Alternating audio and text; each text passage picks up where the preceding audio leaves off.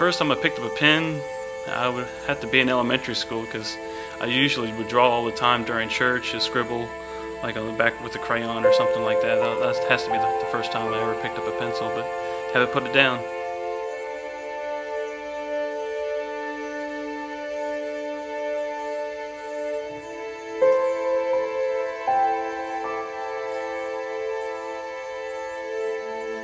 The hardest thing that I've ever had to face as an artist would be exposure, because out here in the middle of nowhere, out in the farms, the sticks of Kentucky, it's really kind of hard to host an art show or display your work.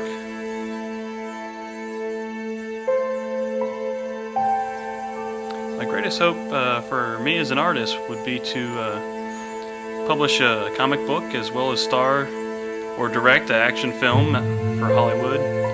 Use a lot of B actors like Bruce Campbell or something. They're pretty good.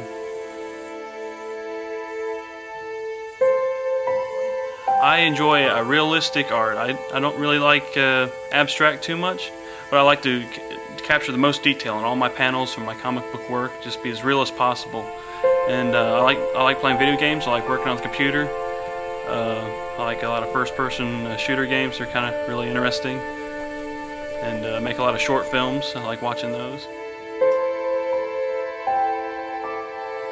Who I admire most as a visual artist would be a comic book illustrator by the name of Patrick Spaz.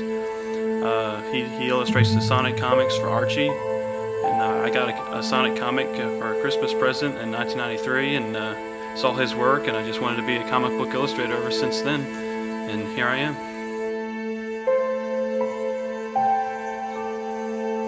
It was just the way he was very detailed with his characters. He had a really nice, he could ink and color really well, and just the overall feel, because of the previous, I guess, illustrators for the comic up until that point weren't as detailed or weren't as, I guess, didn't have his style. And then when I saw his style, I was just like, wow, this is really interesting.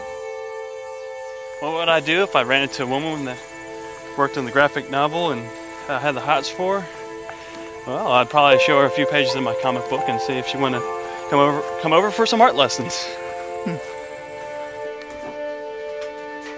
Here's some of my artwork used for my For Freedom comic book.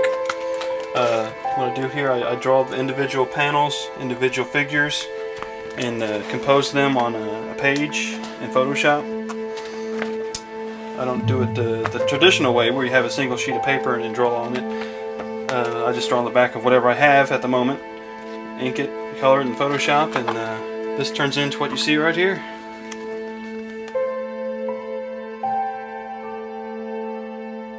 This book right here, For Freedom, this is my reference guide. This is the Bible to my universe.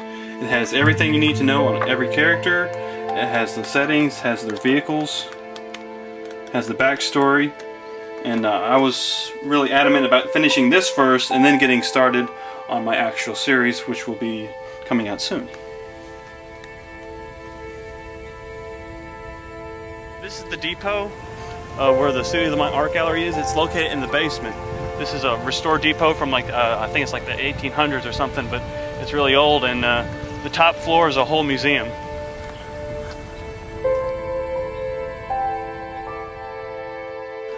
This is the Studio of the Mind Art Gallery. It features artwork from the students at the high school, Lincoln County High School, as well as former students that have already went on to college. Here we have some still life drawings, some skeleton pencil drawings. We have some proportion. We have some paintings, some charcoal. If I could do something that was never before done on my comic, I would try to compile a radio play or like a read-along narrative that you could read and listen to while you're reading the comic book, with complete with sound effects and voiceovers and background noises. I think that really enhanced the comic book experience.